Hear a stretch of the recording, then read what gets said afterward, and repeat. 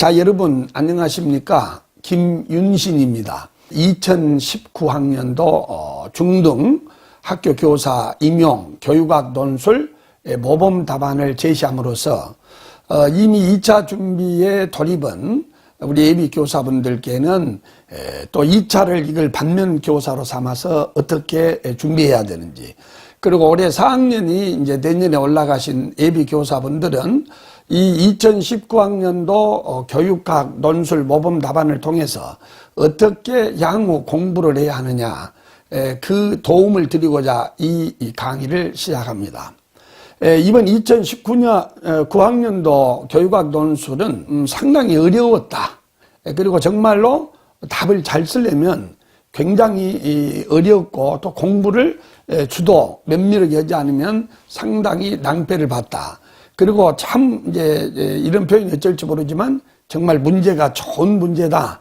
정말 이걸 출제한 교수님들이 앞으로 공부를 어떻게 해라, 이런 방향을 제시했다 해서 이제 이 참 좋은 문제라고 보여집니다. 자, 우선 다음은 여기 보시면 다음은 중학교 김교사가 모둠 활동, 여기서 모둠 활동이 키워드예요. 모둠 활동 수업의 성찰한 내용을 기록한 메모다. 김교사의 메모를 읽고, 이게 키워드입니다. 수업 개선을 위한 교사의 반성적 실천이라는 주제로 학습자 이해, 교육과정의 편성과 운영, 평가 도구의 제작, 교사의 지도성에 대한 내용을 구성 요소로 하여 논해라 그랬습니다.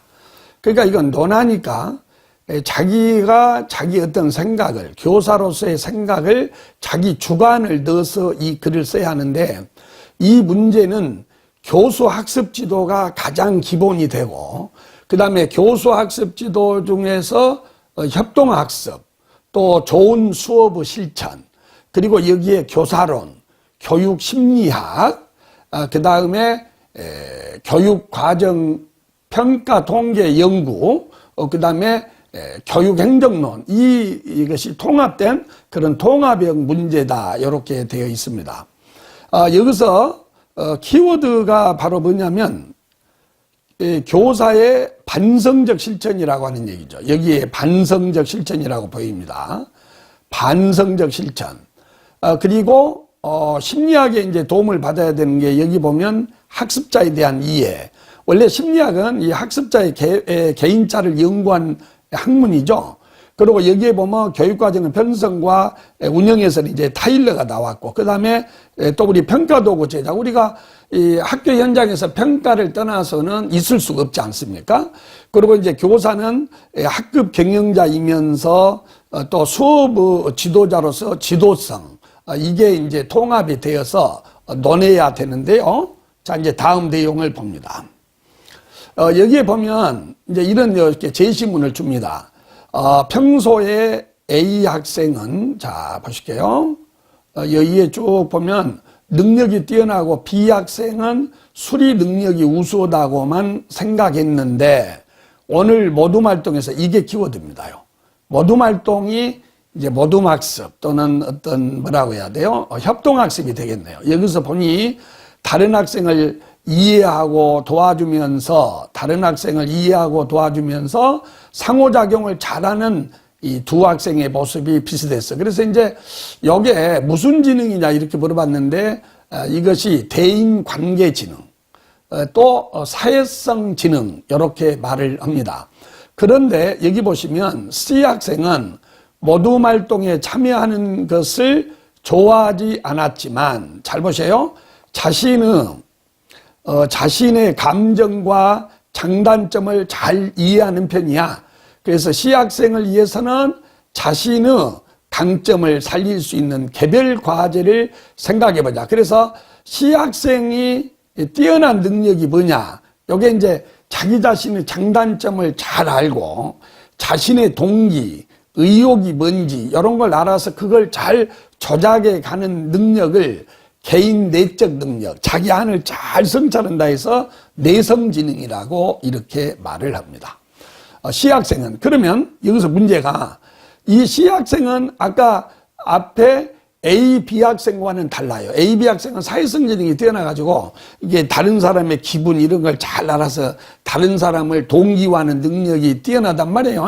그러니까 이런 사람은 모든 학습에서 상호작용을 잘하겠죠. 그런데 이 C 학생을 봤더니 여기에 이렇게 C 학생이 나옵니다. C 학생을 봤더니 전혀 다르게 모둠 활동을 참여하는 것은 좋아하지 않았어. 근데 자신의 장단점을 잘 알아가지고 그러기 때문에 이 강점을 살릴 수 있는 개별 과제를 주자. 이 개별 과제가 뭐냐? 그리고 그 이유가 뭐냐? 이렇게 물어봤습니다. 요거 이제 이 시학생이 뛰어난 것은 내성지능이고, 내성지능이라는 게 뭐냐면 자기를 동기화하는 능력이에요. 아까 사회성 지능이 뛰어난 학생들은 다른 사람과 어울려서 상호작용을 잘하고 다른 사람을 이렇게 북돋아서 리더십을 발휘하는 능력이라면 내성 지능은 나의 장점, 단점을 알아요.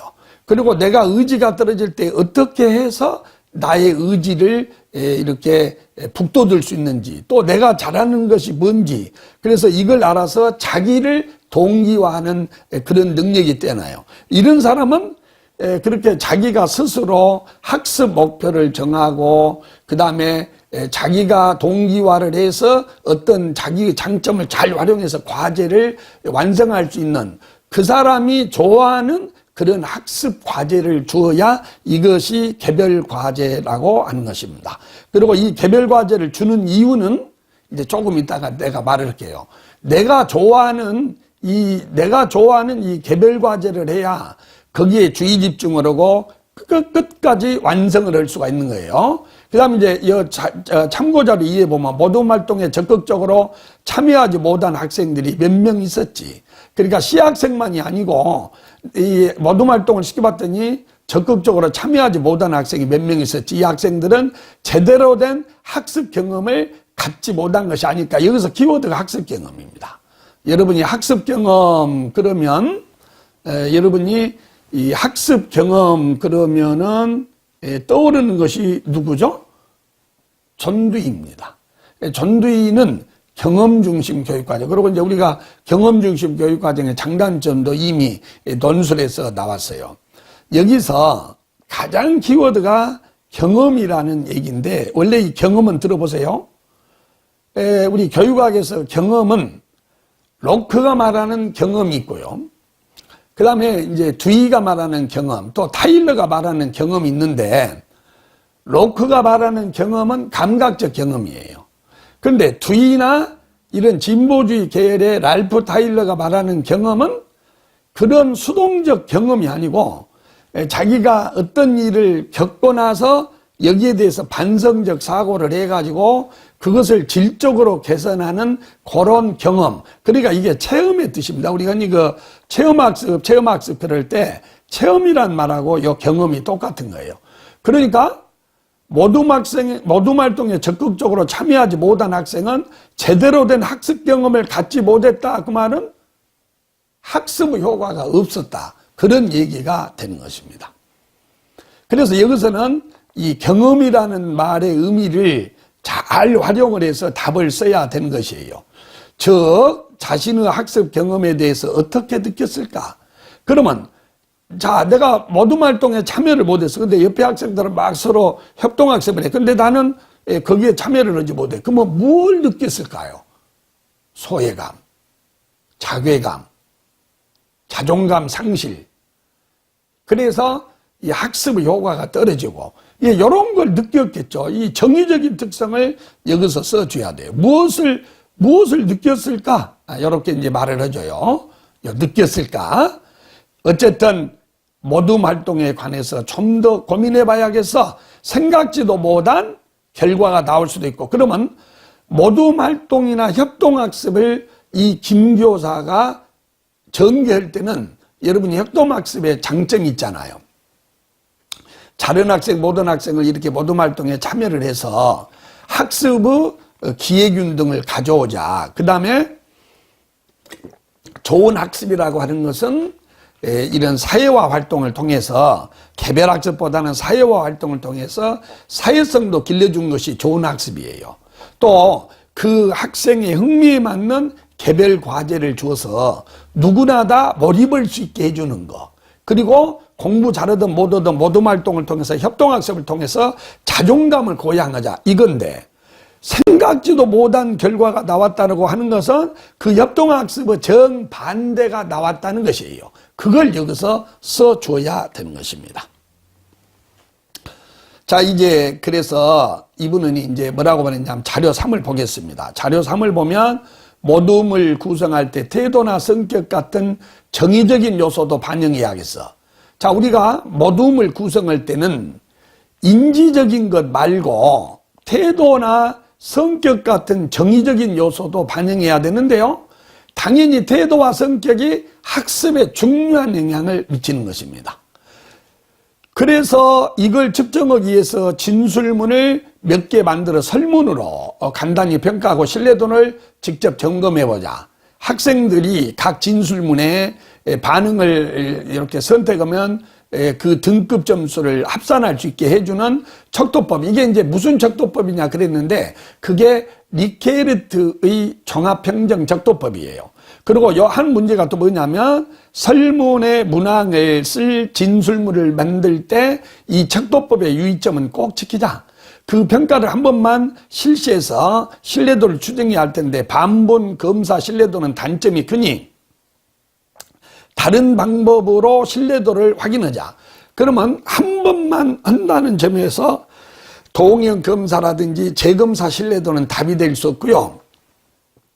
반분 검사 신뢰도 아니면 문항 내적 합치도 신뢰도인데 반분 신뢰도가 단점이 크니 그러지 않았습니까? 그러면 답이 뭐가 돼야 되냐면 문항 내적 신뢰도가 되는 겁니다. 그런데 여기서 뭐냐면 여기서 키워드는 여러분이 무엇을 알아야 되냐면 이 태도란 말이 키워드예요. 그러면 여기 보십시오. 이 태도가 여러분 태도라는 것은 교육학 책에 뭐라고 나왔냐면 어떤 대상에 대한 반응 경향성이에요. 가령 우리가 이렇게 책상에 여러 물건이 있단 말이에요. 근데 도로를 낼 때 애기보다 너 하나 뭐 집어봐라. 그러면 어떤 애는 이렇게 연필을 들러. 그러면 연필을 좋아한다는 것이죠. 자, 내가 이렇게 상에 반찬이 많이 있어. 그러면 그 상에 반찬이 많이 있으면 그 반찬에서 반응 경향성. 내가 유독이 손에 가는 것을 내가 좋아하는 거예요. 그러므로 태도는 어떤 대상에 대한 반응 경향성. 근데 말이 어렵죠. 알기 쉽게 말하면 어떤 대상에 대한 좋아하고 싫어함의 정도를 의미합니다. 그러니 요건 우리가 이제 교사들이 많이 쓴단 말이에요. 예를 들면 내가 수학교사면 학생들한테 우리 학생들이 수학에 대한 태도 조사를 하려면 문항을 이렇게 만들어요. 학생은 수학을 좋아합니까?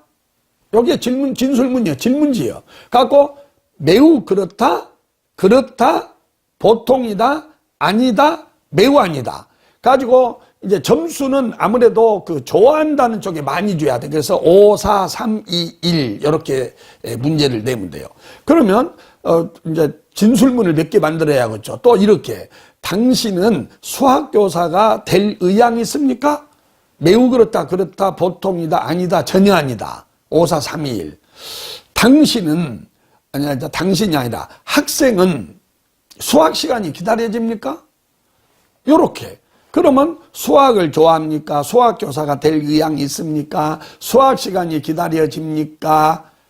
요런 그 문항을 줘가지고 그 점수 총계로 그 아이의 태도를 좋아하냐 안 좋아하냐 해갖고 모둠을 구성하자는 것입니다.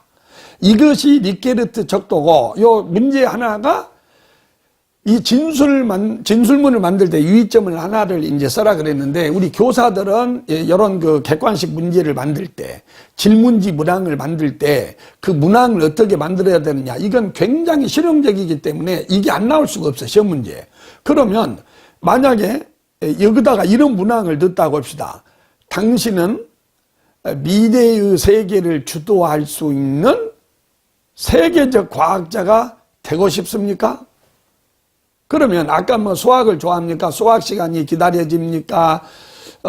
수학을 좋아합니까? 요 문항은 일반적인 학생들이 예, 아니요를 대답할 수 있는데 세계적인 미래의 석학 수학 박사가 되고 싶냐? 이것은 대학을 가야 되고, 그리고 대학을 가서도 이런 것을 전공할 수 있는 극소수의 학생만이 대답을 하기 때문에 거기에 아니요라고 해서 이 수학을 싫어한다 이렇게 볼 수는 없습니다.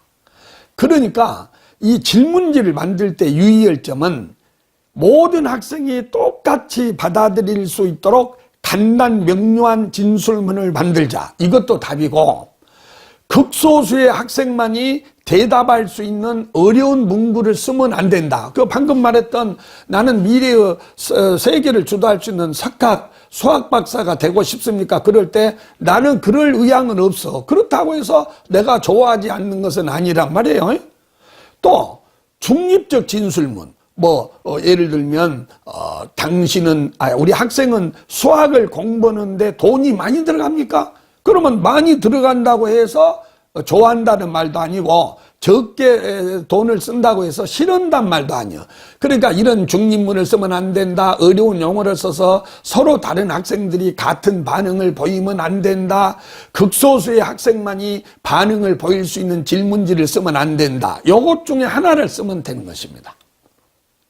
그래서 문항이 동질성이 있어야 돼요. 이런 동질성에서 동질성 계수, 이것이 문항 내적 합치도가 되는 것입니다. 그 다음에 이제 제시문 4를 여러분 보시면, 지금 이제 좀 우리 참모들이 좀 제발 빨리빨리 해라 이렇게 지금 많이 하고 있어요. 그러면 제시문 4에 더 나은 수업을 위해서 새로운 지도성이 필요하겠어. 교사는 지도자이죠. 학생에 대한 지도자. 이걸 잘 봐야 돼. 내 윤리적 도덕적 기준을 높이고, 윤리적 도덕적 기준이 있어야 해. 그리고 늘상 변해야 돼. 새로운 방식으로 학생을 대하자. 어제 가르친 거 오늘 앵무새처럼 가르치고, 오늘 가르친 거 내일 가르치고, 그 다음에 우리 같이 이렇게 학생들 이렇게 지도하는 우리도 그래요. 작년에 했던 거 올해 또 가르치고, 이렇게 해서는 안 된다. 그래서 학생들의 혁신적 창의적 사고의 자극제가 될 수 있을 거야. 학생들을 적극 참여시켜서 동기와 자신감을 높이고, 학생 개개인의 욕구에 특별한 관심을 가지고 잠재력을 개발시켜야지. 독서가 이 지도성의 개인적 신장 방안이 될 수 있지만 이게 자기장악이야. 동료 교사와 함께하는 방법을 찾아보면 좋겠어. 이게 동료 장악입니다.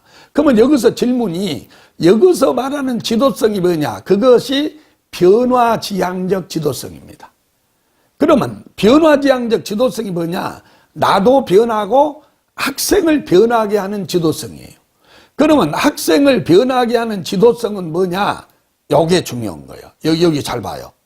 윤리적 도덕적 기준을 높이자. 그러면 나를 가르치는 우리 수학 선생님이, 국어 선생님이, 미술 선생님이, 담임 선생님이 너무 수업 윤리, 도덕 윤리가 뛰어나. 그냥 수업 시간이 아니고 언제든지 전화를 해도 그 선생님이 친절하게 설명해주고, 내가 점수가 안 나오고 방황할 때 아파해주고, 이런 윤리적 기준이 뛰어나면 감흥을 줍니다. 감화를 준다는 거죠. 그러니 학생을 변화시키는 지도성에서 제일 중요한 것이 도덕적 무장입니다. 이런 도덕적인 윤리의식, 우리가 전문성이 높다고 해서 학생을 감화시킨 것이 아니라 윤리적 도덕적 기준, 물론 여기서 윤리는 돈 안 받고 촌지 안 받고 그런 협의의 윤리가 아니고, 헌신과 소명감, 이걸 다해서 학생을 지도하는 이런 수업 윤리를 의미한 거예요. 그럴 때 학생은 변하는 것입니다. 그러므로 우리 아버지보다 어머니가 더 헌신을 하기 때문에 어머니가 더 변화시키는 거죠. 그리고 여기 보면은 새로운 방식으로 학생을 대하자. 근데요, 교사들은요, 새로운 방식으로 학생을 대하자. 자기 수업이 최고라고 알고 권위적이고 폐쇄적이기 때문에 이 수업을 바꾸지 않아요. 그래서 저는 교사론에서 바람직한 교사는 오천석 씨가 뭐라고 말했냐면, 소명감, 사랑, 헌신, 개방적 태도라고 그랬어요. 그래서 교사론에서 개방적 태도, 자기의 권위를 내려놓고 수업 방식도 늘상 이렇게 바꿔서 아이들에게 새로운 방식으로 접근하도록 하는 거. 그리고 학생들을 적극 참여시켜서 동기와 자신감을 높이려면 요거 나오죠. 학생 개개인의 욕구에 특별한 관심을 가지면 젖먹던 힘도 개발이 되는 겁니다. 이게 뭐냐면요, 동료장학이 왜 중요하냐면, 동료장학은 내가 지금 철수와 미순이를 가르친다. 그러면 내 동료 교사도 철수와 미순이를 가르치죠. 그러니까 수업을 가르치는 대상이 똑같죠. 그렇게 대상 학생의 문제점, 그들의 불만 요구사항을 잘한다는 거예요. 그래서 이런 동료 교사가 수업 방법을 이렇게 바꿀 때 좋지 않겠습니까? 그럴 때 권위를 내려놓고 쉽게 변한다는 것입니다. 그러니까 우리가 그런 게 있어. 심리학 책에 보면 동일시 대상이 나에게 가장 영향을 줘. 그러니까 내가 내 머리 모양을 바꾸려면 나랑 나이가 비슷한 내 또래가 노란 머리를 했다. 그러면 나도 바꾸듯이 교사도 이런 장학자가 와가지고 권위적 지도를 한 것보다는 가르치는 대상이 똑같은 학생들, 또 가르치는 교과가 똑같고 실제 수업을 하는 이런 동료 교사가 실제적 코칭을 할 때 나의 수업 방법을 잘 변하고, 그 학생이 같잖아요. 그러니까 학생 한 사람의 개인적 배려를 잘하고 수업의 윤리성을 잘할 수 있어. 그러니까 아이들은 감명 먹어서 아이들이 변화하고, 또 다양한 방식으로 가르치니까 항상 지적 자극이 돼서 아이들이 기대 이상으로 학습 성취를 할 수 있다. 이것이 동료 장학을 해야 하는 이유가 되는 것이에요. 그걸 써줘야 정답이 됩니다. 그 다음에 이제 이 배점을 잘 보면 이제 다 됐어요. 배점이 뭐냐면, 자료 1과 관련하여 가든의 다중지능 이론의 관점에서 AB 학생의 공통적 강점으로 파악된 지능의 명칭이 대인관계지능, 사회성지능이요. 그리고 그 개념을 써라는 거예요. 그 명칭에 대한 뜻풀이가 개념입니다. 그러면 다른 사람의 욕구, 기분을 잘 알아차려서 다른 사람과 협동학습을 잘하고 다른 사람을 동기화하는 능력, 이렇게 말하면 됩니다. 그 다음에 C학생에 제공할 수 있는 개별과제는 이게 어려웠어요. 여러분이 C학생에게 제공할 수 있는 개별과제를 뭐 이상하게 쓰면 안 되고, 이게 지금 모듬학습에, 협동학습에서 개별과제란 말이야. 그러니까 교사가 이렇게 학습과제를 분배하지 말고, 뭐 여기서 뭐 직소 1, 직소 2 그런 걸 다 알아야 돼. 그러지 말고 과제를 아이들한테 줘서 아이들이 협의해서 자기가 잘할 수 있을 것 같은 과제를 학생 스스로 선택해야, 이게 개별과제예요. 그리고 그 이유는 뭐냐? 여기서는 이제 전두위의 흥미 개념이 나와야 돼요. 흥미가 있어야 몰입할 수 있고, 몰입하고 흥미가 있어야 장애를 극복을 하고 이 수업을 끝까지 완수를 해서 자기 책임을 완수를 잘해갖고 이 길을 모둠에 돌아가서 다른 아이들한테 가르쳐 줄 수 있기 때문이다. 이것이 정답입니다.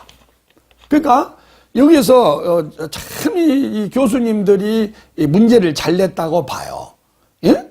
여기서 개별과제를 뭐 엉뚱하게 쓰면 안 돼. 개별과제를 협동학습하고 이 C학생의 그 흥미 욕구를 잘하는 내성지능과 연관지고, 그 과제가 적절한 이유는 그 개별과제, 그 학생이 좋아하는 흥미, 그리고 자기 동기화를 잘해서 이 사업을 끝까지 완수할 수 있는 그런 과제를 스스로 선택해야 이 아이가 엄청난 장애를 극복하고, 원래 흥미가 있으면 장애가 있어도 막 잠이 와도 잠을 안 자고 열심히 하잖아요. 그래서 그것을 깊이 있게 연구해서 다시 모둠으로 가서 다른 아이들과 학습 경험을 공유할 수 있기 때문이다. 이것이 이유가 되는 겁니다. 그 다음에 여러분 여기 보면 이와 관련하여 타일러의 학습 경험 선정의 원리 중 기회 원리로 첫째 물음을 설명하고 만족의 원리로 둘째 물음을 설명해라. 기회 원리가 무엇입니까?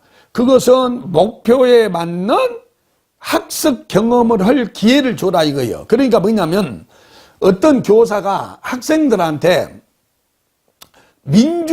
민주시민으로서 자질을 기르려고 해. 그러면 교과서 아무리 설명해도 안 되고 학급 회의를 할 수 있게 경험해 볼 수 있는 기회를 줘야 돼. 근데 어떤 아이가 너무 내성적이고 도저히 그 아이는 학급회의에 참여해서 손들고 남한테 연설을 하고 토론을 할 수가 없어. 이런 내성적인 아이한테 토의를 시켜버린다? 그러면 그 아이는 목표가 민주시민인데 민주시민을 할 수 있는 학습활동을 경험하지 않았기 때문에 이 아이는 학습 경험을 하지 못했다. 이 말은 목표로 삼는 학습 성과가 달성하지 못했다. 이렇게 써야 이것이 답이 되는 거예요. 요게. 그리고 여기에 둘째 물음이 뭐냐면 여기 보세요. 만족 원리로 둘째, 만족 원리가 뭡니까? 아이들이 좋아하는 일에, 그러니까 좋아하는 학습 경험을 선택해 할 때 동기부여가 나오고 적극적 참여를 해서 이런 학습 효과가 나온다는 거 아니에요? 그러면 만족 원리, 자기가 좋아하지 않는 과제를 주면은 둘째 물음이 뭐였어요? 학습 경험을 통해 뭘 느꼈을까? 예, 수업의 소외감, 자괴감, 자아감 손실. 그래서 적극적 참여를 하지 않았겠죠. 그 다음에 여러분, 이 잭슨의 잠재적 교육과정의 개념을 쓰고 그 개념에 근거해서 김 교사가 말하는 생각하지 못한 결과도 이것도 여러분이 이 잠재적 교육과정에 정의만 쓰고 그래서는 점수가 안 나오고 이제 잠재적 교육과정이라는 게 그거 아닙니까? 눈에 보이지 않는 교육과정이에요. 그러니까 우리가 의도하지 않았던 교육과정이 잠재적 교육과정이에요. 그러면 교사는 협동학습을 통해서 서로 이렇게 사회성도 기르고 서로 자존감도 기르고 학습에 뒤처지는 아이가 없도록 하려고 했는데 아까 시학생 또 참여하지 못한 학생이 다수 있었지. 이 아이들이 의도하지 못했던 것이 나온다. 그 말이 뭐예요? 아까 자존심 손상이라든지 자신감 결여라든지 그 다음에 수업을 싫어해버리는 이런 걸 느끼지 않았겠냐. 이걸 써줘야 되는 거예요. 이게. 그리고 이케르트 쪽도고 요 진술문을 작성할 때 유의할 점은 여러분이 그 질문지 작성의 유의점 가지고 써주면 돼요. 이게. 그리고 이건 굉장히 실용적이기 때문에 알아야 돼요. 내가 아까 충분히 예를 들어줬죠. 그리고 여러분이 이제 이것도 마찬가지야. 이 지도성의 명칭은 다 씁니다. 지도성의 명칭은 변화를 추구하는 지도성이에요. 이것만 쓰면 돼. 그리고 이 지도성을 동료 교사와 함께 지도성을 신장할 수 있는 방안이 동교과 모임이라든지 어떤 학습 공동체를 만들어서 수업 방법의 변화를 꾀하고 수업의 윤리를 기르자. 근데 이것만 적어줘 보면 이게 잘 연결이 안 된단 말이야. 그래서 아까 제가 말한 것처럼 어떤 공식적 권위를 가진 교장이나 교육청에서 나온 장학자가 이런 장학을 하는 것보다 동일시 대상 10대 또래 아이를 가장 변화시키는 것은 뭡니까? 10대 또래 아이예요. 수영선수를 가장 변화시킨 게 뭡니까? 수영선수예요. 그러니까 교사를 가장 변화시키는 것은 동일시 대상인 동료예요. 동료가 봤을 때 저는 이 수업을 이렇게 바꿔본 게 좋겠는데요. 지금 아이들이 이러지 않아요? 그러니까 이런 동교과 동학년 모임을 통해서 또 학습 공동체를 통해서 수업 공개를 통해서 대상이 갖고 실질적 코칭을 할 수 있는 동료가 장학을 할 때 도덕무장도 되고 수업 방식도 변화되고 그래서 변화를 추구하는 지도성 개발이 된다. 이렇게 써야 이것이 딱 맞는 정답이요. 그리고 여러분이 이제 이걸 한번 보세요. 여기에 보면 그 논술의 여기 보십시오. 논술의 구성 표현에 서론, 본론, 결론의 형식을 갖춰야 돼. 그리고 주제와 연계, 이게 통일성이 있어야 돼요. 주제와 연계가 뭐냐면 이 주제가 뭡니까? 수업활동의 반성적 실천이요. 그러니까 모든 것이 수업활동의 반성적 실천하고 종과행으로 연결이 돼야 답이 나와요. 그래서 여러분 여기도 제목을 이렇게 써야 돼요. 수업 개선을 위한 교사의 반성적 실천을 논함 그래야 돼. 왜냐하면 논해라 그랬으니까 나 논할라요. 이렇게 해서 논함 이렇게 쓰고 여기에 서론, 본론, 결론 그렇게 쓴 게 아니라 첫째 서론 대신에 수업에 대한 반성적 실천이 왜 중요한지를 써야 됩니다. 그래서 교사 제1임무는 학습 조력자로서 역할을 능란하게 수행하는 것입니다. 교사는 투철한 소명감과 헌신하는 태도를 가지고 자신의 수업 활동의 반성적 성찰을 통해서 부단히 수업을 개선해 나가는 개방적 태도, 이게 교사론에서 따온 것이에요. 이 개방적 태도란 것은 교사가 자기에게 쓸데없는 권위, 내 수업 방법이 최고라는 배서적 태도를 버리고 새 것에 두려워하지 말고 이 개방적 태도를 해야만이 수업의 반성적 실천이 가능한 거예요. 저도 이렇게 강의를 하지만요, 내 수업에 대해서 누가 이렇게 좀 터치를 하잖아? 그러면 감히 누구 수업에 대해서 이러냐, 이런 폐쇄적 태도는 안 된다는 거예요. 그런데 이런 개방적 태도를 가장 북돋을 수 있는 것이 동의시 대상인 동료의 지적이다, 이런 얘기입니다. 이렇게 써주면 되고, 지면이 초과하면 밑에 가서 빼도 되고. 그리고 이제 봐봐, 교사들의 수업 개선을 위한 반성적 실천이 있어야 교육과정이 바뀌고 학생들이 변하며 새 시대에 맞는 인재 양성을 하고, 이 말이 중요해요. 요즘에 모든 교육청에 가면 학생은 성취를, 학부모는 만족을, 교사는 보람을, 이것을 행복교육이라고 합니다. 그리고 이제 이렇게 소제목은 본론 이렇게 쓰는 것이 아니고 학습자에 대한 이해예요. 좋은 수업은 학생에 대한 올바른 이해를 전제로, 이것이 이제 교사학습 지도에서 좋은 수업의 원리를 알아야 돼. 그래서 좋은 수업은 학생에 대한 올바른 이해를 전제로 교육과정을 편성 운영하는 것이다.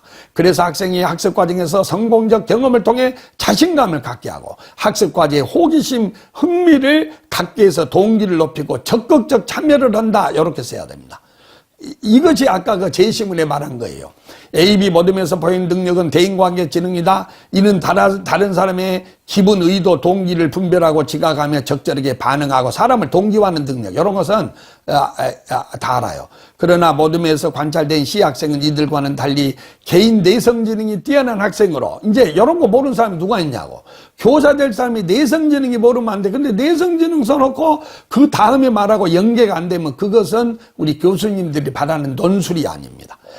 그래서 봐봐, 자신의 내적 기분, 동기, 욕구를 알고 자신의 장단점을 조작해 간다. 요게 좀 말을 어렵게 하면 뭐 자기 동기화 능력, 또 자기 조절 능력, 이런 거예요. 그래서 내가 좀 어디 가면은 좀 기분이 다운돼, 이때 좀 쉬고, 또 나는 어떻게 해야 동기가 배된다 해서 자기를 잘 조절하면서 학습을 할 수 있어야 돼. 그러면 어떤 게 개별과제냐, 요게 중요해요. 이 학생에는 그의 흥미, 욕구에 맞고 자신이 잘할 수 있는 과제를 스스로 선택해서 완성하게 한다. 이게 개별과제예요. 이것이 협동학습에서 말하는, 우리가 이제 그 직소1, 직소2에서 말하는 스스로 선택하자, 이거예요. 선생님이 주지 말고. 그 다음에 그러면 그 이유를 써라 그랬죠. 여기서 키워드가 흥미예요. 여기에 두의가 나와야 해. 흥미에 맞는 과제를 만났을 때 몰입할 수 있고, 흥미 있는 과제는 장애를 극복하고 계속 주의 있네. 여기 그 바둑을 좋아하는 학생은요, 거기 바둑에 몰입해 갖고 허리가 아파도 계속 주의 있네, 의지를 발휘해서 노력하고, 그 다음에 여기서 반성적 사고가 일어난다는 거예요. 내가 좋아해야 반성적 사고. 그러면 요게 경험이요. 그래서 내가 어떤 것을 하고 막 재밌어. 그러니까 거기에 대해서 반성적 사고를 통해서 경험을 질적으로 재구성해 가는 것. 이것이 학습 경험이라고 하는 것입니다. 그러니까 요걸 잘 쓰려면 두의의 흥미, 경험, 타일의 학습 경험, 요걸 알아야 요 답을 제대로 쓸 수 있다. 그래서 자신이 맡은 개별과제에서 뛰어난 성취를 해갖고 모둠 활동에 가갖고 다른 아이들을 가르칠 수 있다. 이걸 써줘야 돼. 그래서 아마 이 정답을 쓰는 학생은 아마 거의 없지 않겠느냐, 이런 생각을 감히 해봅니다. 그 다음에 이제 보셔요. 개별 학생에게 맞는 학습 경험의 선정이요. 교사가 무엇을, 요게 중요해요. 교사가 무엇을 학생에게 제공했냐가 아니라 라이프 타일러가 어째서 교육 내용이란 말을 쓰지 않고 학습 경험을 썼는지를 알아야 됩니다. 학생한테 무엇을 가르쳤냐가 아니라 학생이 무엇을 경험하느냐에 따라 수업의 효과가 결정돼. 그러니까 여러분들이 학생들을 가르치기 위해서 아무리 큰 목소리로 모션을 취해도 아이들이 자기 흥미에 맞지 않고 자기 능력에 맞지 않으면 겪음만 있었지 경험이 없어. 그러니까 학습의 효과가 없는 거예요. 그래서 기회의 원리는 아까도 말했지, 교육 목표 달성에 필요한 학습 경험을 학생이 실제로 해볼 수 있는 기회를 줘야 돼. 제공된 학습 경험이 욕구, 필요, 흥미에 부합이 될 때 이 말을 써줘야 돼. 학습 경험이 없지 않았을까? 그 말은 학습 교과가 없었다는 거예요. 또 만족의 원리는 학습자에게 흥미, 동기를 유발할 수 있는 학습 내용을 선정해야 한다는 걸로 요것하고 연결이 돼야 돼. 이에 어긋나면 학생들이 교과에 흥미를 잃고 교수 학습에 오히려 소극적으로 참여한다. 이것은 잭슨이 말하는 잠재적 교육과정처럼 교사의 의도와는 전혀 다른 이런 게 나타나지 않았느냐, 이런 내용이 되는 것입니다. 이제 여보십시오. 모둠을 구성할 때는 태도도 고려를 해야 한다. 이것이 뭐다? 리케르트 척도 명칭 썼어. 그리고 요 진술문을 만들 때 애매한 문구, 모호한 개념을 담고 있으면 안 된다. 그래서 문학 내적 일관성이 있어야 된다. 아까 그거 다 했잖아요. 이렇게 써주면 돼요. 이렇게 연결을 해야 해. 여러분, 말이 빠른 걸 이해하십시오. 내가 아마 1시간씩 이상 하는데 제발 30분에 끝내달라고 하는데 벌써 30분이 초과했어. 그 다음에 여기 보세요. 새로운 수업 지도성 함양이 필요하다. 교사는 변화지향적 지도성을 발휘해야 한다. 그러면 변화지향적 지도성이 뭐예요? 이 아이들을 태도를 변화하게 하는 거예요. 학습에 흥미를 못 느낀 아이한테 흥미를, 적극적으로 참여하지 못하는 아이한테 적극적인 참여를, 자괴감이 있는 아이한테 자존감을, 잠재력을 믿지 않는 아이한테 잠재력을 불어넣어줘서 기대 이상의 성과를 달성케 하는 것. 그러려면 동료 장악이 제일 중요하고 그 두 가지 방법이 이렇게 써져 있습니다. 결어, 교육의 중요성, 그 중심축에 교사가 있어. 그래서 이번 문제는 교수학습, 그 중에서도 좋은 수업의 원리를 협동학습과 연계하고, 그리고 교사가 교사론, 요거. 그래서 교사가 중요하다. 그리고 여기에 보면 막 적극적으로 참여하지 않았다, 그거 있잖아요. 그래서 요즘에 교실 붕괴가 심하거든. 그래서 교사가 이런 수업 실전에 대해서 끊임없이 반성적인 태도를 할 때 질 높은 교육을 하고, 아이 모두가 동기와 자신감을 가지고 수업에 적극적으로 참여한다면 요즘에 교실 붕괴는 없을 것이다. 이렇게. 자, 이제 여러분, 저는 이 강의 해설을 하면서 이 말을 생각을 합니다. 요즘에 입만 뻥긋으면 우리 모든 교육학자님들이나 교수님들, 교사들이 암기를 마치 공공의 적으로 말을 합니다. 더군다나 논술이 되다 보니까 교사론에서 그 서양 교육사, 한국 교육사, 교육 철학, 통계 연구 이런 걸 다 빼고 그냥 심리학 몇 개만 골라서 입맛에 맞는 공부를 하는데, 그것은 이 학생의 영혼의 조각가로서 학생들을 가르치고 말 한마디로 그 다음에 한 눈빛으로 일견 그 학생들의 모든 것을 알아서 학생들을 변화시키게 하는 교사들이 취할 태도가 아닙니다. 그래서 교육학 논술책이 1200페이지가 됐든 두껍다고 하지 말고 1페이지부터 1200페이지까지 깡그리 애워버려야 돼. 성서 애우듯이 깡그리 애워야 합니다. 다만 암기주로 가르치는 건 안 되죠. 이 암기를 여러분이 해놓고 이걸 이해해서 아이들한테 수업에 접목시켜서 가르쳐야 되는 것이지, 도대체 리케르처 척도도 모르고, 그 다음에 리케르처 척도의 질문지를 만든다는 것이 뭔 말인지도 모르고, 질문지 작성법, 신뢰도 그 검증 방법도 모르고, 그 다음에 변화지향적 막 지도성도 뭐 배수와 번 뭐 이런 거 외우고, 그것이 교사에게 어떻게 접목되는지를 모른다면 이건 공부 방법이 아닙니다. 그러므로 암기를 철칙으로 해야 됩니다. 그래서 의사들이 환자를 치료하기 위해서 많은 정보를 이렇게 암기를 하거든. 그래갖고 그걸 봐갖고 환자를 치료하듯이 교사들 아주 책 많이 100번, 1000번 읽고 암기를 하고, 그것을 넘어서 접목을 시켜서 이렇게 좋은 답을 작성해 주시기를 바랍니다, 여러분. 제 답안이 기초가 되어야 합니다. 자, 여러분 또 다음에 좋은 주제로 만나 뵙습니다. 고맙습니다.